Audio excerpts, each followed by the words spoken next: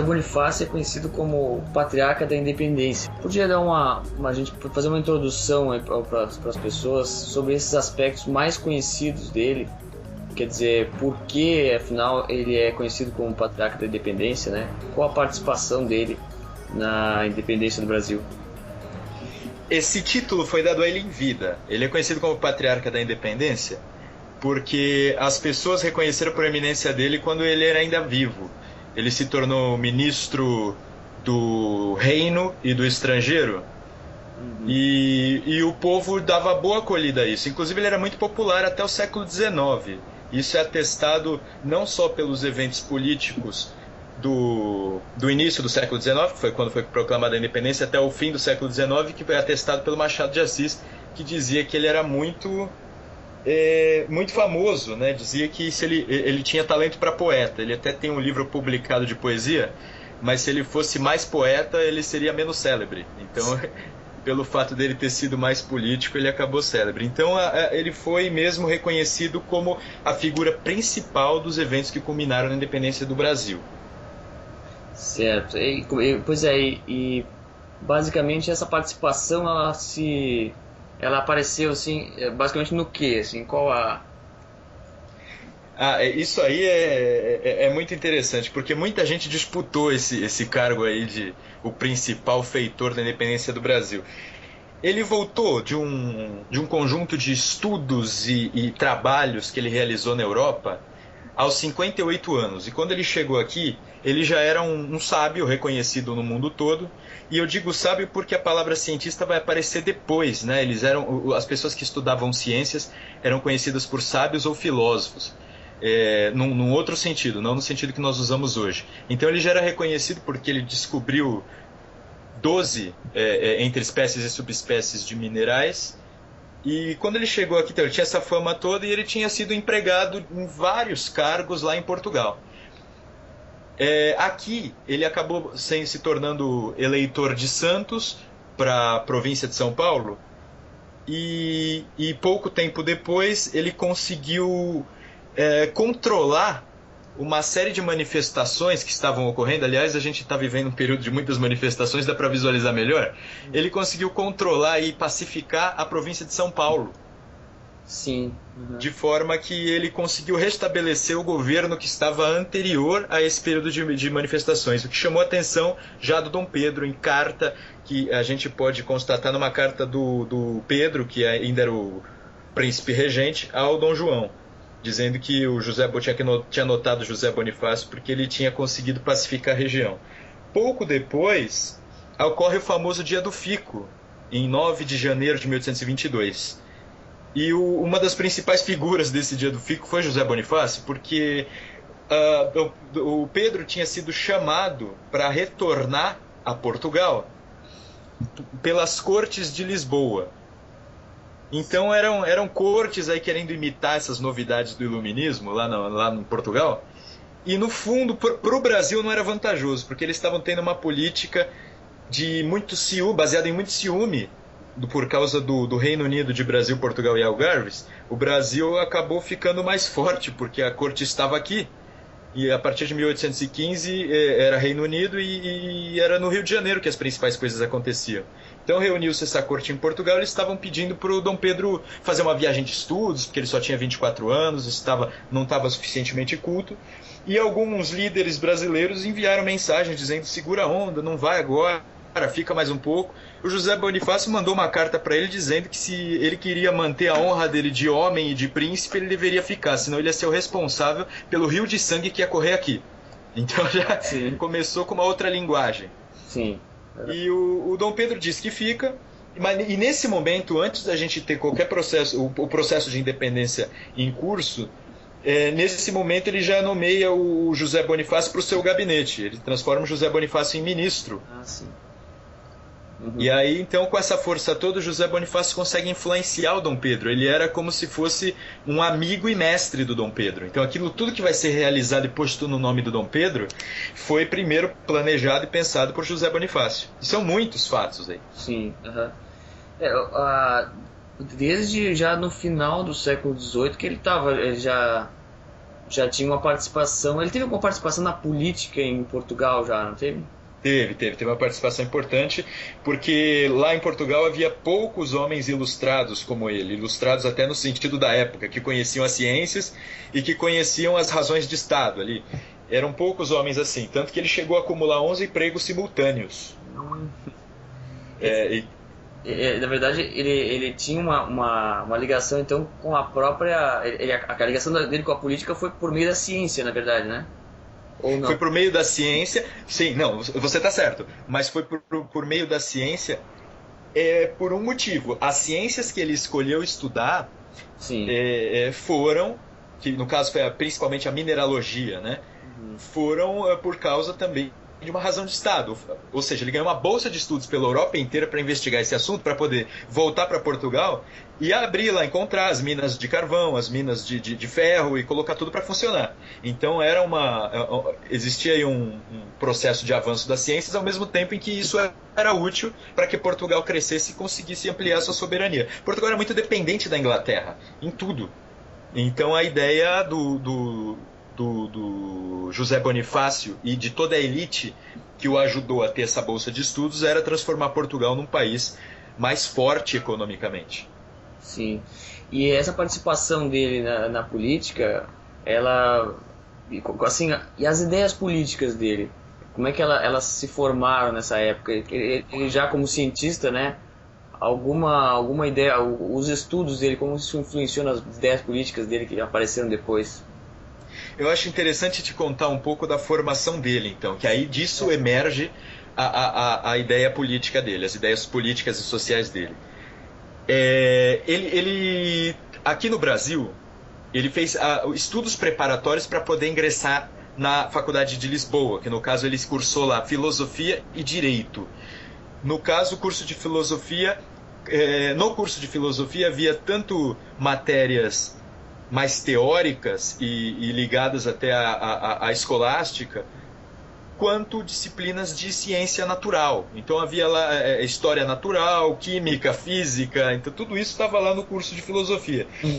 E o curso de direito era um curso tradicional de direito, é muito diferente do nosso, mas também não vou entrar em detalhes excessivos. Só que nesse momento você percebe que ele participava de outras sociedades, ele lia livros, ele fez uma viagem de férias à França, comprou livros lá, os livros eram proibidos, porque teve um momento do Marquês de Pombal que ele quis caçar os jesuítas e transformar tudo numa monarquia ilustrada, mas pouco depois houve a viradeira, né? Quando a Maria I vai para o poder, eles querem voltar ao esquema anterior e perseguir os pombalinos. Então ali estava tudo misturado na época, ciência e tradição.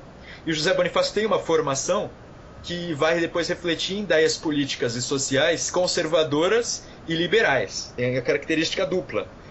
Ele depois nessa bolsa de estudos que ele ganha por causa de uma certa proeminência na Academia de Ciências de Lisboa, porque como eu disse, a formação dele, ele não atribui inteiramente a Faculdade de Lisboa. Inclusive ele e um amigo escreveram um poema para falar da Universidade não era Lisboa, era Coimbra. Lisboa é a academia da Universidade de Coimbra, cujo nome era o Reino da Estupidez. Então, para você ver que ele não tinha grande admiração pelo ambiente formal de ensino. Quando ele ganhou a bolsa de estudos, ele esteve na França em 1790 e ele viu a Revolução Francesa ocorrer. Sim.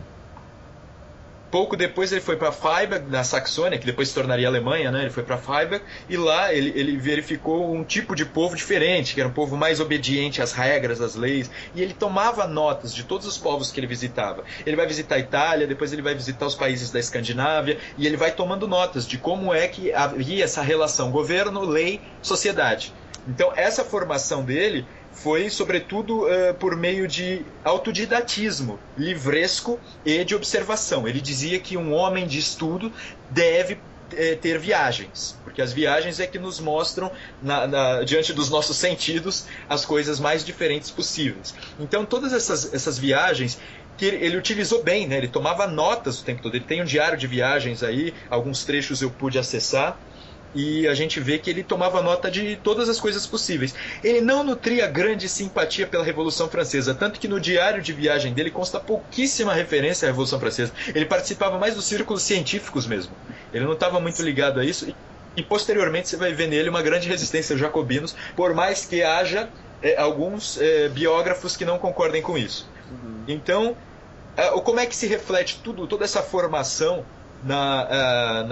num ideário político e social?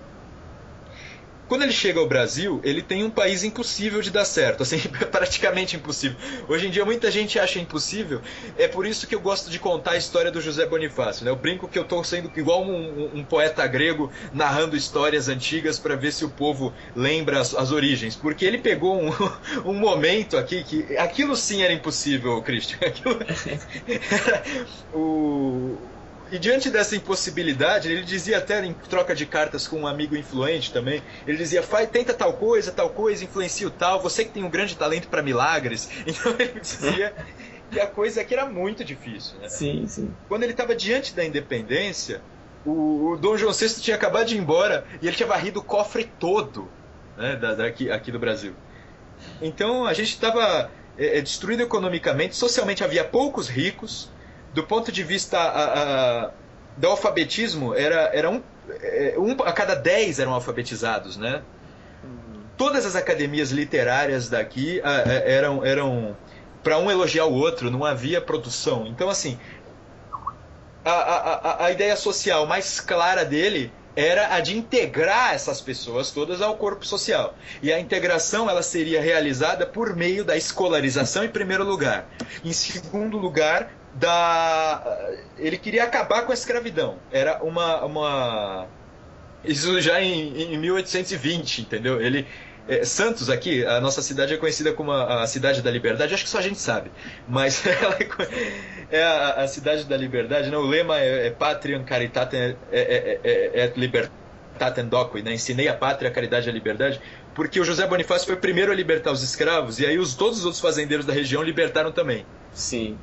E ele queria promover a libertação gradual dos escravos para que eles fossem incorporados à sociedade. Ao mesmo tempo, ele queria integrar os indígenas. Então, ele fez um projeto inteiro para a chamada catequização dos índios, né, para eles serem absorvidos pela sociedade. Então, a base da ideia, digamos, social dele era a integração, porque ele não via a possibilidade de um Estado funcional, porque ele era proto-liberal, né? Isso próprio... Quem dizia isso? Eu esqueci o nome, o grande liberal brasileiro, que era muito polêmico. Ele dizia que o José Bonifácio foi o primeiro dos liberais. Sim. E aí então, ele tinha alguma influência também das ideias iluministas, né, da época. Sem dúvida, sem dúvida. Ele tinha. É por isso que eu disse que ele era um tipo de, como diz o Gilberto Freire, ele era um conservador revolucionário, porque Sim. Ele queria alterar de tal forma o Estado brasileiro que ele estava criando uma nação nova. Isso é típico de iluminista. Ao mesmo tempo em que ele queria mais favorecer o quê? A educação, a criação de universidades, para que as pessoas fossem integradas, e aí ele dizia fomentar, não empecer. Então o Estado não deveria controlar demais, ele deveria criar as condições para que a liberdade aparecesse. E ele queria sempre defendia o livre comércio entre as nações. Então você vê claramente aí um princípio de liberalismo. Sim. E ao mesmo tempo o conservadorismo dele fica claro na visão, é uma visão lusitana não só da política quanto da cultura mesmo. Ele queria promover um Estado monárquico para manter os símbolos, e ele queria que o símbolo do Dom Pedro I como imperador fosse o princípio de força e união. Então você vê que ele criou com isso uma situação que mantinha uma circunstância política que já estava dando certo para a integração ele chamava de nações brasileiras, ele falava em Brasis, né? Então ele queria manter a união, e essa união era pela manutenção da monarquia, mas a monarquia constitucional. Sim, e dentro do governo, quer dizer, como estadista já dentro do governo depois da independência, ele teve um papel importante também em algumas coisas, né? Muitas coisas que foram feitas, assim. Como é que as ideias políticas dele se manifestaram, assim?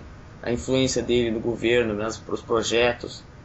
A principal ideia dele que deu certo é porque eu tenho aqui duas versões concorrentes, né? Por exemplo, a versão da última biografia, a biografia mais nova lançada, é da Miriam Donikoff, uma pesquisadora da USP. O trabalho é de qualidade de pesquisa, embora a escrita seja, a meu ver, seja um pouco, digamos, morna demais, um pouco enfadonha. Acho que ela buscou muito a imparcialidade e acabou sendo parcial para uma imparcialidade acadêmica, né? Sim. E, ao mesmo tempo, ela dá o subtítulo de O Patriarca Vencido.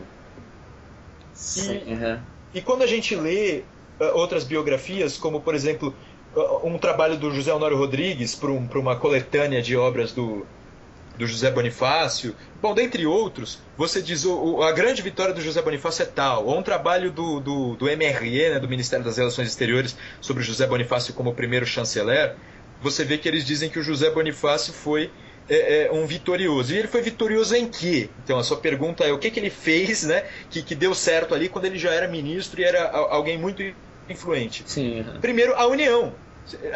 O Brasil é o que é, em primeiro lugar, por causa do José Bonifácio, em termos de território.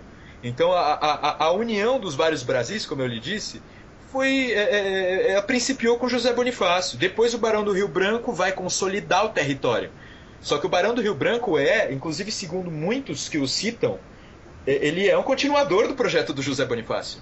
Sim. Então a grande conquista que nos resta de José Bonifácio, que nos resta realizada, digamos assim, depois foi aperfeiçoada. O Dom Pedro colaborou para perder um pedaço, né? Mas enfim, depois o Barão do Rio Branco aumentou a nossa extensão territorial, anexou um território, uma porção territorial semelhante à França.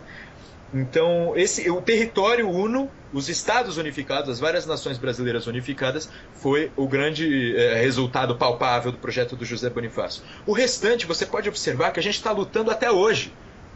Então, o projeto dele, enquanto estadista, ele é algo que é útil para nós até hoje, porque essa questão de integrar aqueles chamados excluídos, né? Isso existe até hoje. A questão é que as pessoas variam no como e variam, às vezes, na utilização, né? Muita gente utiliza essas bandeiras para se aproveitar da situação por uma circunstância política, etc.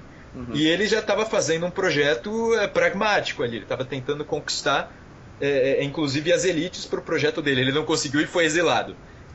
Mas, enfim, esse é outra tentativa. Uma outra realização dele, que ainda estamos em busca, é a educação, né? Ele queria já fundar uma universidade. Aliás, cumpre notar que a América Espanhola e a América Inglesa já tinham universidades faz tempo, né? O Brasil é que não tinha. Sim. Então, o José Bonifácio queria fundar em São Paulo a primeira universidade, e ele queria um ensino de propagação rápida do saber. Então ele pegou um método Lancaster, que é um método que era semelhante ao dos jesuítas no sentido de transmissão, da velocidade de transmissão, e que se reportava ao modelo militar romano, e você pegava uma pessoa para ensinar 10, era chamado decurião. Mas esse decurião capacitaria essas 10 pessoas para ensinar mais 10. Então ele se transformaria num centurião. Então, era um projeto de transformar pessoas em pessoas, professores, né, em pessoas capazes de reproduzir o saber e a capacidade de ensino. Hoje a gente vê aí pelos relatórios do PISA que a gente não está conseguindo realizar isso. E muitas vezes o governo hoje ele quer implantar apostilas, livros, tudo que sumam com a figura humana do professor, quase como fazendo o ensino à distância, né? Os livros têm que se transformar em reprodutores de um saber que o governo decide que é um saber legítimo para o brasileiro. Aí some com a figura do professor, é exatamente o inverso do que o José Bonifácio estava propondo. Então a gente vê que tem muita coisa. O José Bonifácio, a vida dele é muito fecunda para ideias hoje. Por isso que eu digo e repito que eu gosto de contar a história dele, porque o que pode surgir daí é maior do que eu. Então, mais do que fazer trabalhos específicos a respeito, eu decidi estudar a biografia dele e ficar contando a história dele. Sim. É possível dizer que a escravidão, a oposição dele à escravidão, quer dizer, muito antes da abolição, né? Uhum. teria influenciado também nas ideias abolicionistas, ou é uma outra corrente que tinha, quer dizer, teve alguma influência, faz parte das influências dele também? Sem dúvida. Não, ele não foi influenciado porque, evidentemente, ele veio bem antes, mas toda a corrente abolicionista, eu ia falar evolucionista, o que tem a ver? A corrente abolicionista foi influenciada por ele e a gente comprova isso pelos documentos de Joaquim Nabuco. Joaquim Nabuco foi digamos, o intelectual mais célebre do abolicionismo e ele se referia a José Bonifácio. Sem contar que havia no cenário político o José Bonifácio Andrade Silva, o moço, né? Porque o José Bonifácio de que falamos é o patriarca. E o moço é sobrinho e neto do José Bonifácio. Uhum. A gente costuma falar sobrinho neto quando se trata de tio-avô. Não se trata de tio-avô, é tio e avô. Explico. O irmão do José Bonifácio casou-se com a filha do José Bonifácio. Ah, tá. Então, o outro José Bonifácio é sobrinho e neto do José Bonifácio, o patriarca. Então, assim, o cenário político, ele era herdeiro das ideias do José Bonifácio. E o próprio Joaquim Nabuco, como eu já disse, se referia a ele, e se referia com alguma diferença. Ele dizia que, na época dele, já no fim do século XIX, à beira aí da proclamação da República, na época dele, falar da abolição da escravatura era uma obrigação. E ele dizia, o José Bonifácio não. Ele fez por um afeto, ele fez por ternura, ele fez por realmente sentimento. Nós estamos fazendo porque estamos envergonhados de ainda contar com essa instituição. Quer dizer, não havia muita gente falando sobre isso ainda, né? Então, o José Bonifácio foi realmente um precursor dessa ideia. Não era interesse de quase ninguém, essa é a verdade. Mas ele tentou, ele tentou. Ele estava com muito poder. Mas o Dom Pedro, as elites que influenciavam Dom Pedro, aquelas personalidades como a Marquesa de Santos, o Chalaça, que influenciavam Dom Pedro e recebiam dinheiro para influenciar Dom Pedro contra os Andradas, eles acabaram implantando um outro projeto de Brasil. Uhum. Na época dele já tinha, até uma pergunta, né? Já tinha a configuração mais conhecida, a configuração política mais conhecida do século XIX entre Partido Conservador, Partido Liberal. Uhum. Como que ele lidava, como é que ele, onde é que ele estava encaixado aí? Hoje em dia a história é contada como José Bonifácio, alguém que se fez líder dos conservadores, e havia também os liberais e os liberais exaltados. Então são correntes que existiam à época. Os inimigos do José Bonifácio eram esses chamados liberais exaltados, que eram aqueles mais afeitos às ideias iluministas puras, às ideias revolucionárias francesas e à maçonaria. E o José Bonifácio ele tinha um projeto de nação um pouco mais prudente, né? Então característica aí o conservadorismo. O que queriam os chamados liberais exaltados? Eles queriam fazer com muita velocidade o processo de democratização. Então eles já falavam em democracia, eles já falavam em república, né? Nem todos eram republicanos. Alguns eram republicanos, e eles falavam, quando eles em conjunto decidiram apoiar o projeto de monarquia constitucional, porque eles perceberam que perdendo Dom Pedro eles não conseguiam fazer nada. Então eles só falavam em Constituição, tem que fazer a Constituição logo, tem que fazer a Constituição logo. E o José Bonifácio sabia que ainda ia haver uma guerra de independência, que ainda tinha que ter um processo de consolidação das alianças entre os pequenos estados, porque isso demorou para existir, né? A Bahia e o Maranhão, por exemplo, não estavam convictos de que deveriam fazer parte do Brasil. Você tinha a influência das cortes de Lisboa, às quais você poderia se remeter, ou ao Brasil, ou ao Império nascente. Então ainda tinha guerra a enfrentar, tinha uma série de coisas. Então ele dizia, vamos fazer um conselho dos procuradores, aqueles procuradores eleitos em cada província se reúnem, a gente, antes de fazer uma assembleia constituinte, vai tocando o barco no sentido de manter a união. E eles já queriam logo a constituinte. Então assim, você vê que do ponto de vista das ideias democráticas, republicanas e depois do exagero constituinte, existia uma pressa revolucionária. E o José Bonifácio tinha asco disso. Ele até quando ele ficou nervoso num desses dias de manifestações pró-constituinte rápida, ele dizia que ele ia enforcar os constituintes na Praça Constitucional. Nesse sentido ele era muito prudente, ele sabia que ele tinha um projeto que precisava de passo a passo.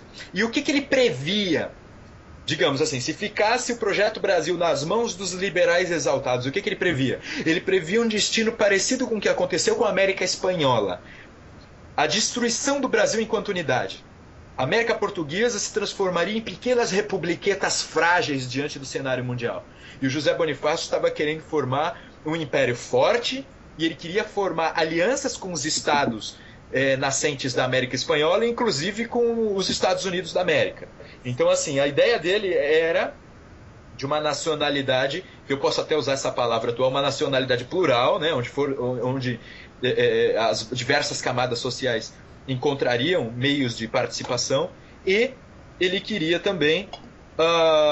ele tinha um grande americanismo, né? Ele queria uma união com os Estados Unidos da América e com as repúblicas nascentes aí da América Espanhola. Isso aí não estava nem no campo de visão dos liberais. Eles queriam só fazer a revolução. Não tinha comparação, Christian. A formação do José Bonifácio em termos de vivência na Europa, em termos de leitura e em termos de capacidade para ser um estadista com os outros, né? Os principais líderes dos liberais eram José Clemente Pereira, e o principal deles era o Gonçalves Ledo.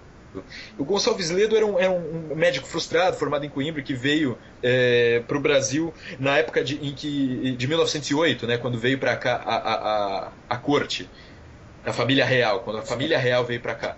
Então, e o José Bonifácio quis ficar lá. O José Bonifácio participou da luta contra Napoleão.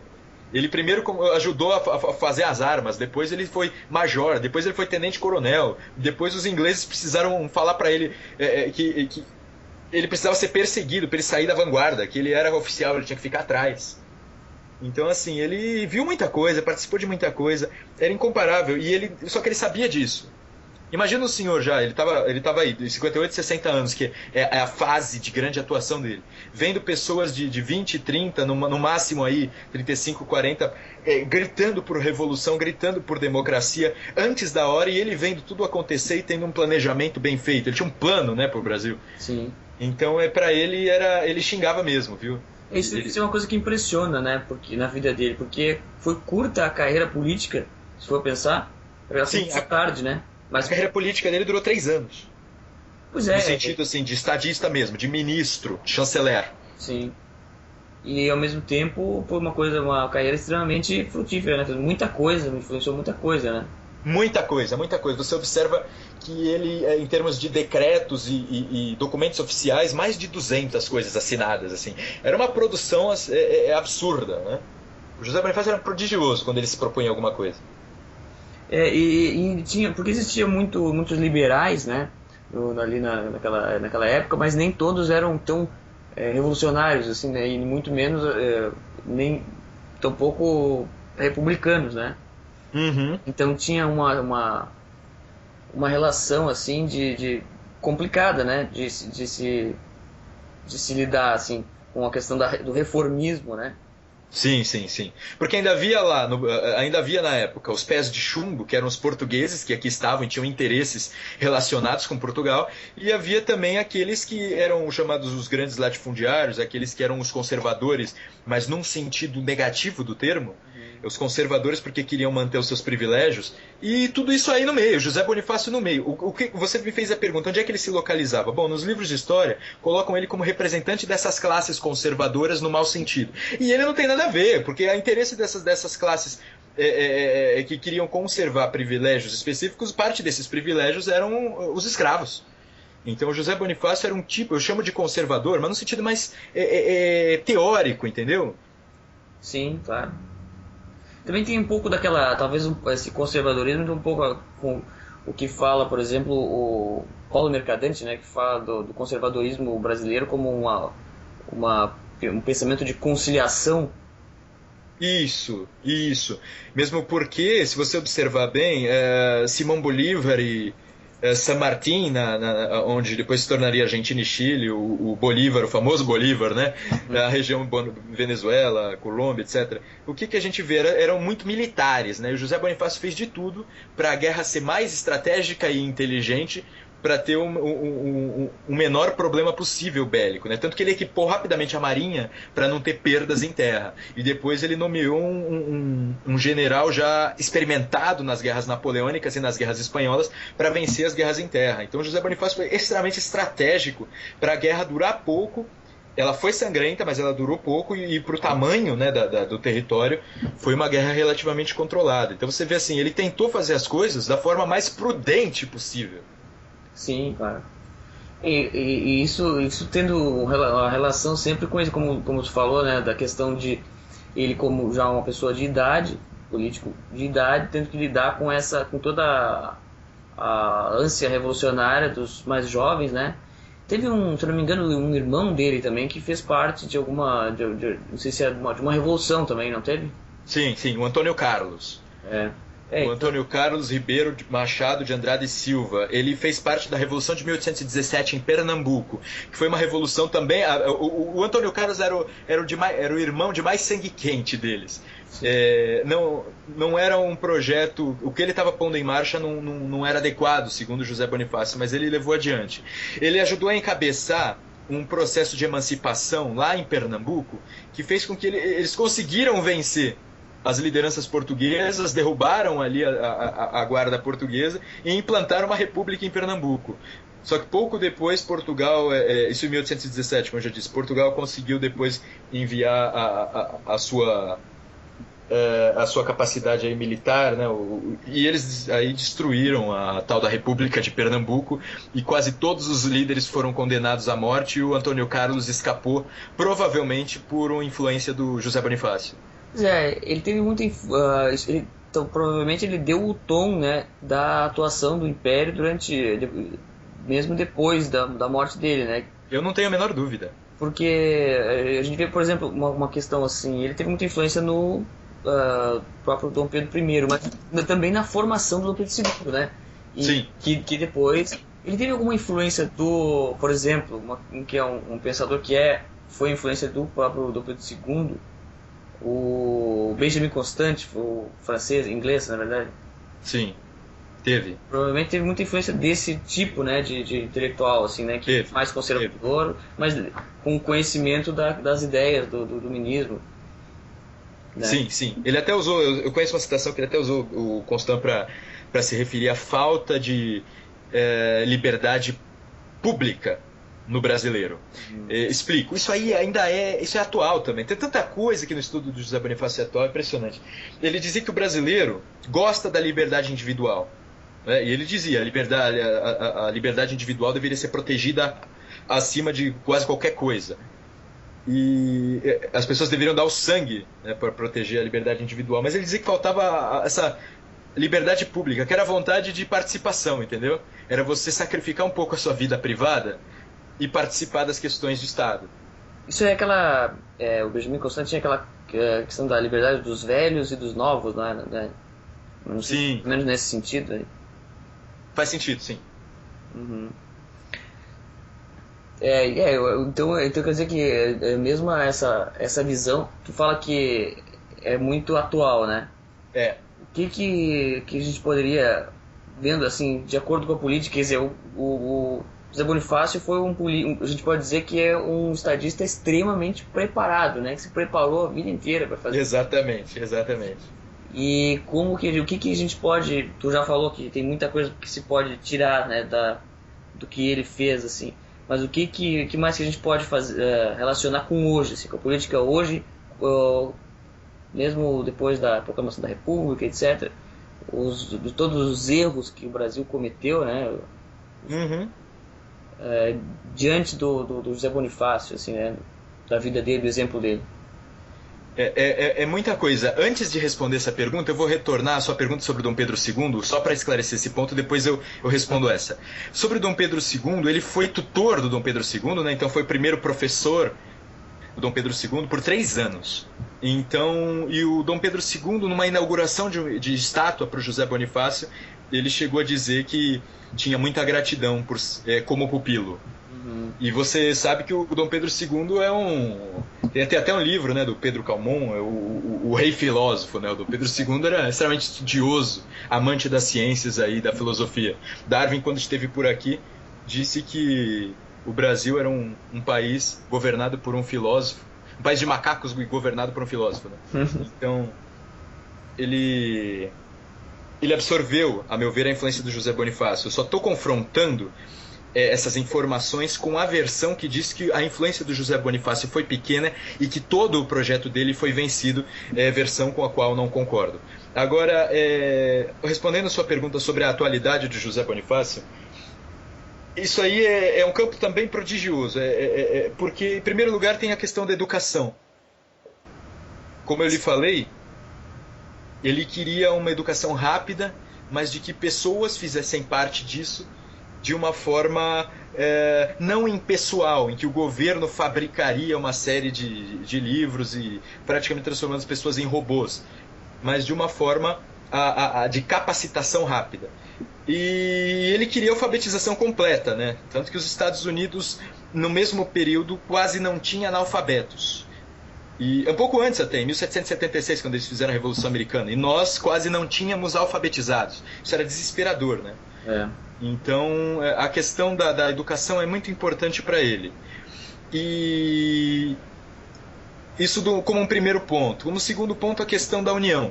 Eu vejo, eu sou aqui de São Paulo, muita gente acha que só o Sul fala em separatismo, né? Mas aqui em São Paulo tem muita gente, que desde crianças até jovens, até senhores, até pessoas, desembargadores, pessoas de altos cargos, que olham assim para o céu sonhando, se São Paulo fosse separado, nós teríamos aqui um país europeu em plena América. Enfim, as pessoas falam essas coisas e não percebem que o tamanho do Brasil faz com que, mesmo com todas as dificuldades que nós temos, com que o Brasil seja influente no campo internacional.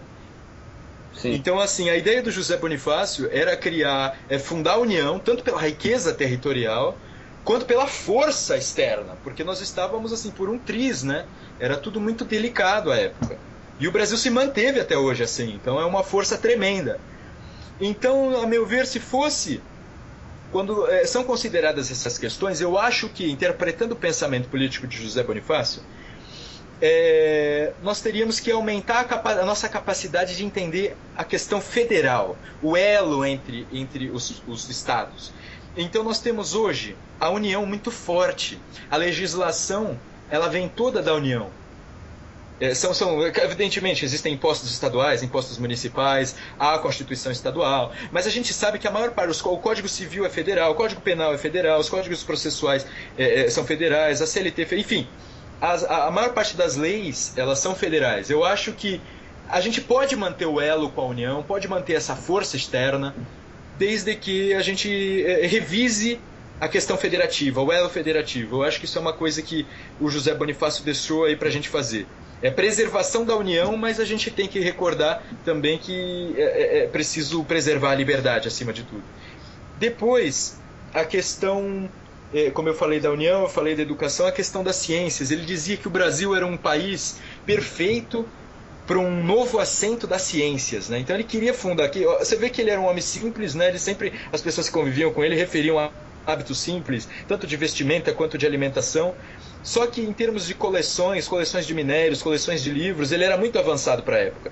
E eu acho que ele é um exemplo nisso também. O brasileiro, ele está sempre... os Estados Unidos têm o quê? 47 ou 49 prêmios Nobel. Eu não sei como é que faz o plural dessa coisa. Em todos os campos do saber. E a gente não tem nenhum. Então, assim, o José Bonifácio queria fundar uma civilização de amor ao saber, né? De amor à filosofia, sim, de amor às ciências. Então, assim, isso está faltando.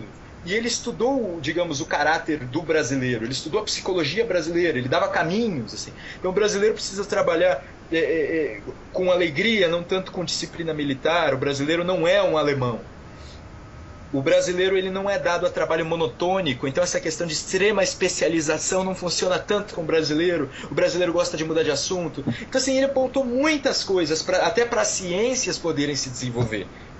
E a gente não tem ouvido essas coisas, então acho que vale a pena voltar aos escritos dele para ouvir.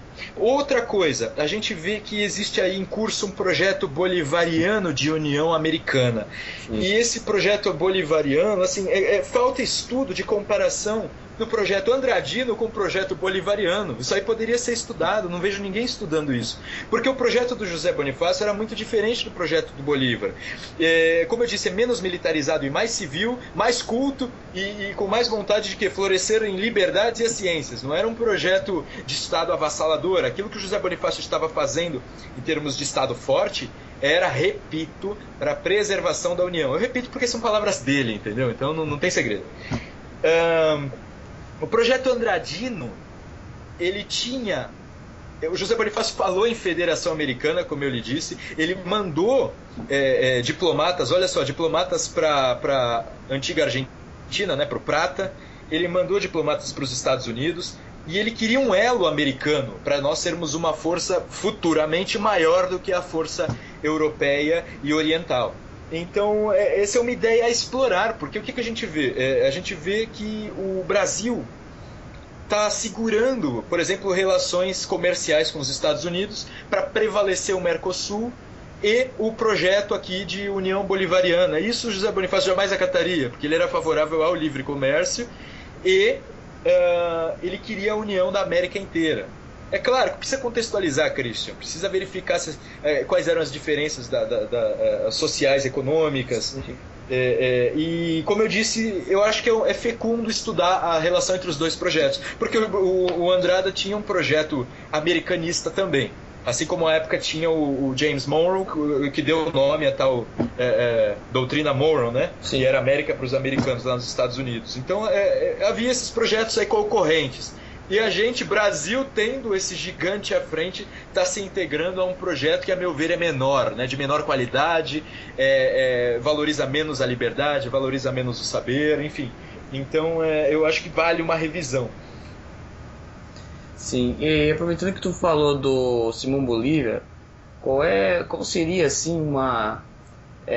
bom, Simão Bolívar foi feito uma espécie de revisionismo aí, bolivariano, né? Sim. Da história dele, enfim. Não é o mesmo Bolívar, né? Exatamente. E em relação ao José Bonifácio, no Brasil, qual é o entendimento que se tem do Bonifácio hoje no Brasil, nos cursos de história, etc.? Eu cursei filosofia, direito e fiz pós-graduação em educação. De qualquer forma, eu estou relativamente informado porque eu tenho acompanhado a produção uspiana a respeito e eu tenho aqui os livros novos, né? Um promovido pela GV, enfim, e um pela Unicamp, e tem um professor do Rio de Janeiro que estuda um outro aspecto da obra do José Bonifácio, que é o José Bonifácio ambientalista, né? Então daqui a pouco eu falo disso. Então, assim, as universidades têm estudado José Bonifácio de forma muito pontual e contida, né? Não se faz alarde em torno disso. Na USP, que são os estudos mais próximos aos meus, né? Que eu, no caso, estaria aí entre a ciência política, a história das ideias políticas, né? E lá, como eu lhe disse, já temos por resultado essa biografia aqui da Miriam Donikov, do José Bonifácio, e há outros trabalhos a respeito, algumas dissertações de mestrado, tese de doutorado, uma sobre a ideia de raça do José Bonifácio, o projeto de mestiçagem, que ele promovia, ele queria que o brasileiro fosse mestiço mesmo, né? Ele tinha essa ideia. Enfim, todos esses estudos estão sendo feitos, mas você vê que o José Bonifácio como pai da pátria não aparece. Porque você sabe que no meio de humanidades, nas faculdades e cursos de humanas, nós temos uma cultura de forte predominância estruturalista, marxista ou pós-moderna. Sim. Que uma, por um lado, valoriza só as grandes camadas, as grandes classes sociais e sua luta. A outra valoriza só o homem comum, simples da época. A outra, por sua vez, não valoriza grandes ícones. Enfim, nós estamos tendo aí com muita timidez uma volta ao estudo dos grandes homens, né? E é outra coisa que falta estudar. Isso é parte da teoria de história, né? Eu não sei se tem alguém estudando, mas é importante estudar isso. Qual que é a importância do indivíduo para a história? Então, o José Bonifácio, pelo que eu estudei, fez uma diferença tremenda na época dele. E a gente vê aí que as pessoas estão muito céticas em relação a isso. E aí essa ideia de pai fundador, que é muito forte nos Estados Unidos, ela não funciona aqui. Ele tem o título de patriarca da independência, mas para as pessoas, falar patriarca é difícil. Imagina conhecer a ideia por trás da palavra. Então, acho que pai até funciona melhor, né, Christian? E lá nos Estados Unidos, eu estudei bastante os pais fundadores. Eu me formei em Direito com um trabalho de conclusão a respeito das origens da Constituição Americana.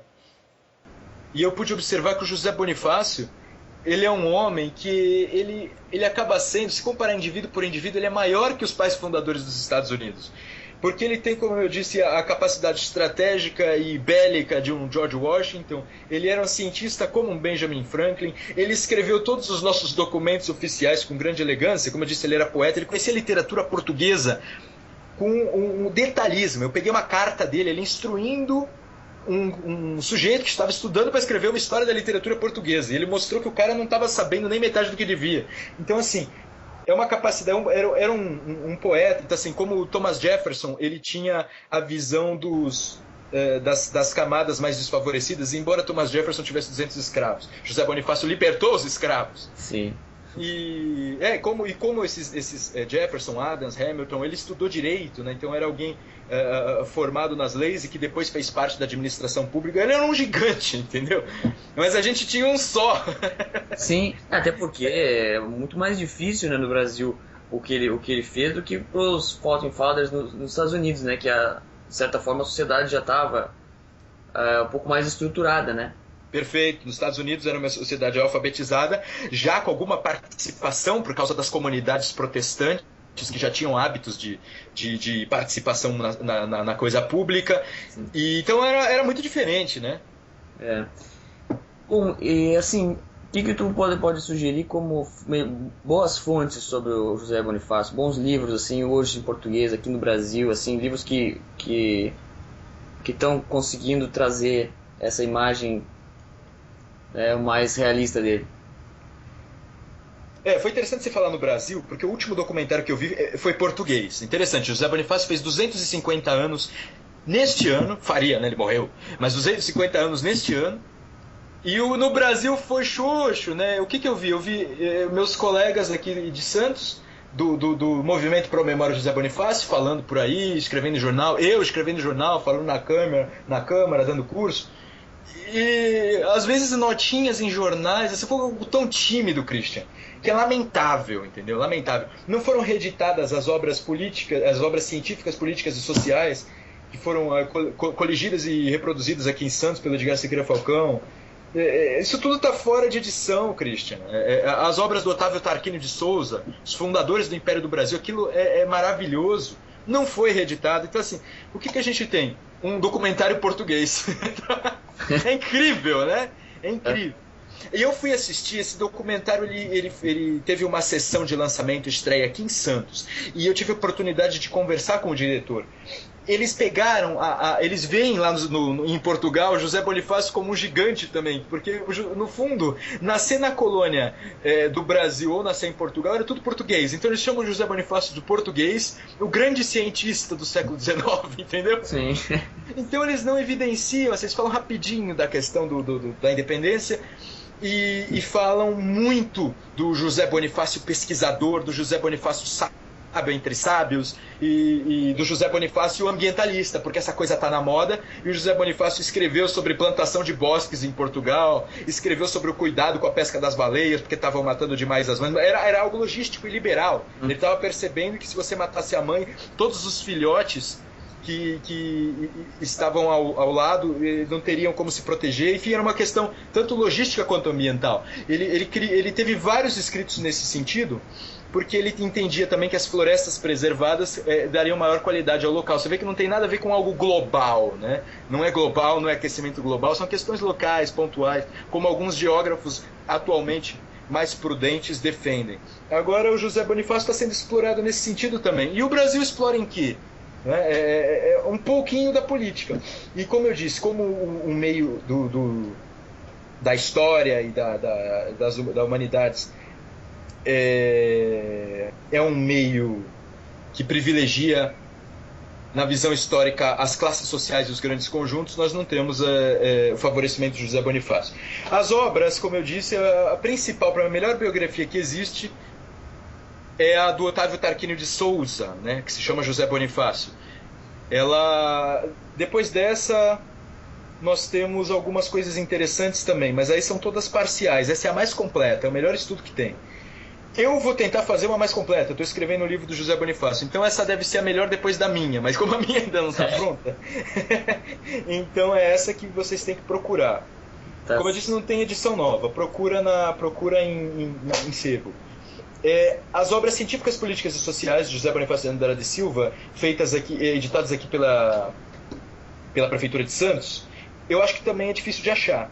Mas elas têm até cópias dos diplomas dele, fotografias dos minérios que ele investigou, biografias, por exemplo, uma do José Honório Rodrigues, e o material escrito por ele. Então acho que é a melhor coletânea, né? Eu tenho aqui, eu ganhei de presente até de pessoas da prefeitura, eu fiquei muito feliz com isso. Quem quer estudar o José Bonifácio, estrategista da guerra, tem um livro chamado A Revolução Brasílica, escrito por Fernando Diegues, que Ele é oficial de reserva da Marinha. Então ele foi professor de estratégia na Escola de Guerra Naval. Tá. É o melhor livro possível para você entender a genialidade do José Bonifácio na questão bélica. E ele viu José Bonifácio como fundador da nacionalidade brasileira também. Fernando Diegues. É um livro muito interessante. O da Miriam Donikoff, esse que eu falei, do José Bonifácio, ela é uma biografia, como eu disse, ela é um pouco xoxa, assim, ela é um pouco sem graça, sem sal. Porém, ela reenquadra José Bonifácio. A perspectiva histórica dessa biografia, eu acho que é a mais atualizada, segundo os últimos estudos históricos. Então, quem está interessado nisso, vale a pena essa biografia também. Existe uma outra biografia, que ela é a mais sintética, ela é menorzinha, vale a pena para dar de presente. Ela é chamada Razão e Sensibilidade. Parece o livro da Jane Austen, né? Razão e Sensibilidade. José Bonifácio, uma história em três tempos, da Berenice Cavalcante. Esse livro ele é interessante também. Qual é a novidade dele? Ele tem algumas informações sobre o meio literário e científico do Brasil colônia que os outros não têm. Essa é a parte interessante para pesquisadores. Agora, em termos de literatura, é a mais gostosa, assim, é suave, é uma literatura rápida, só que tem erros. Por exemplo, diz que José Bonifácio conheceu Kant. Cara, eu já varri documentação, eu sou dos únicos que conseguem ler a caligrafia do José Bonifácio, eu entendo até o que ele não escreveu. Eu nunca encontrei nenhuma informação de que José Bonifácio conheceu Kant. Então, assim, são alguns errinhos, perdoáveis. Quando você faz o cotejo, você percebe que tem algumas coisas que passam. Quem quer estudar o José Bonifácio cientista, a melhor obra é a chamada, Juro-lhe pela honra de bom vassalo e bom português. Análise das memórias científicas de José Bonifácio de Andrade Silva, de Alex Gonçalves Varela. É um livro vermelhinho que é a publicação de uma tese de doutorado a respeito da proeminência científica do José Bonifácio. Quem quer ir em inglês para dar de presente também? Um amigo meu escreveu nos Estados Unidos uma obra para divulgar o José Bonifácio lá. Quando o Brasil estava fazendo 500 anos, ele escreveu essa obra, publicou nos Estados Unidos. É o Ricardo Amaral, meu caro amigo, e nós conversamos muito. Ele é descendente dos Andradas, né? Nós conversamos muito constantemente sobre José Bonifácio, porque ele fica indignado que não se fala de José Bonifácio por aqui. Ele fica absurdamente indignado. E ele escreveu a José Bonifácio de Andrade Silva, The Greatest Man in Brazilian History. Esse livro, ele quis fazer com que as autoridades americanas ou personalidades americanas do cinema se sensibilizassem para a importância do José Bonifácio. Inclusive tem uma estátua enorme, né, de José Bonifácio em Nova York. E ele publicou esse livro, mas eu achei que o livro não tem o tom que o americano engole, entendeu, Christian? Ele fala, isso que eu te falei aqui dos Founding Fathers, ele fala nesse livro, né, que o José Bonifácio, ele reúne todos os Founding Fathers nele mesmo. Eu acho que isso não deve falar para americano, entendeu? Sim. Eu acho que esse foi o motivo pelo qual esse livro não emplacou nos Estados Unidos. Sim. Nós temos uma coletânea de textos do José Bonifácio chamada Projetos para o Brasil, também da Miriam Donikoff, né? Uhum. Nós temos um livro também, que é outra coletânea muito interessante, tem uma introdução importante, do Jorge Caldeira, feito pelo Jorge Caldeira. Se chama José Bonifácio, se não me engano, do Jorge Caldeira. E o Jorge Caldeira fez também um site chamado Obra Bonifácio. Você pode digitar obrabonifácio.com.br, você vai ver ver que lá tem um site que é uma compilação dos manuscritos e dos textos oficiais do José Bonifácio. Sabe qual é o problema? Não há um índice nesse site. Então você tem que ir nas principais obras e clicar em algo que lhe interessa, ou no pesquisa e digitar algum termo que interesse. Aí você vai lá buscando. Então não é um site ainda muito usual para quem não é fanático. Sim. Mas ele é interessante para quem quer dar uma olhada nas principais obras. Ele está mais ou menos organizado. Ele tem frases, por exemplo, bonifrases, né? Frases importantes do José Bonifácio. Tem aqui. Um livro também para as pessoas que querem uma leitura fácil também. Tem aquele 1822 do Laurentino Gomes. O Laurentino Gomes coloca de subtítulo assim: Como um homem sábio, uma princesa triste e um escocês louco por dinheiro ajudaram Dom Pedro a criar o Brasil, um país que tinha tudo para dar errado. Então, o Homem Sábio é o José Bonifácio. Tem um capítulo chamado O Homem Sábio. Então, ele fala do José Bonifácio. É interessante esse livro. Acho que, assim, a princípio, são essas obras interessantes. O restante são... a única tese de doutorado do Palatável, acho que é essa que eu falei. As outras são muito específicas. Se precisar de algum detalhe, vocês entrem em contato comigo. Tá certo. Legal. Olha, assim, pra gente finalizar aqui, eu queria que falasse assim, em vista desse monte de... Quer dizer, tem esse homem sábio, né? Esse exemplo do José Bonifácio. Tem outros também, outros intelectuais que a gente pode dizer que seriam os pais do Brasil, mas que são geralmente esquecidos, né? Qual é, na tua visão, a importância do estudo desses homens, dessas vidas, não só para o país, né? Mas também para os indivíduos mesmo, para as pessoas, né? Como formação. Christian, em primeiro lugar a gente precisa fincar raízes, né? A gente precisa conhecer o que foi para depois projetar o que é. As pessoas mal nasceram, já têm ideia do que deve ser o Brasil. Sim. Então eu acho que, em primeiro lugar, essa questão de saber como nós chegamos onde estamos, saber o que nos define por brasileiro. Essa foi a grande pergunta, né? O que é o Brasil? O Brasil está sempre buscando sua identidade, né?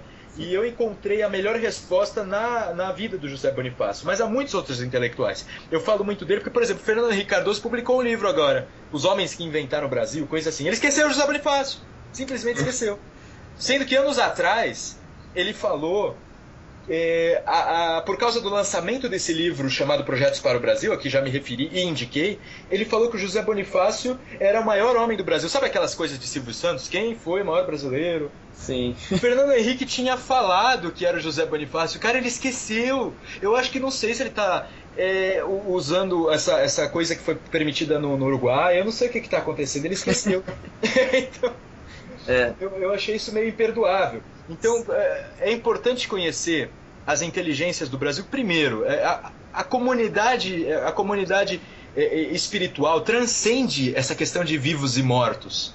Aqueles que inventaram o Brasil, eles são importantes para nós sabermos, repito, como chegamos até aqui, e voltarmos a pensar no Brasil, para termos prudência, para não ficarmos apressados, querer inventar coisa e testar ideias sociais e políticas nos outros e nas próximas gerações. Então nós temos que conhecer quais foram as ideias já testadas, quais foram as ideias que ainda são ideais, mas são ideais interessantes, pragmáticos, não são ideais que passam por cima da razão, passam por cima da humanidade.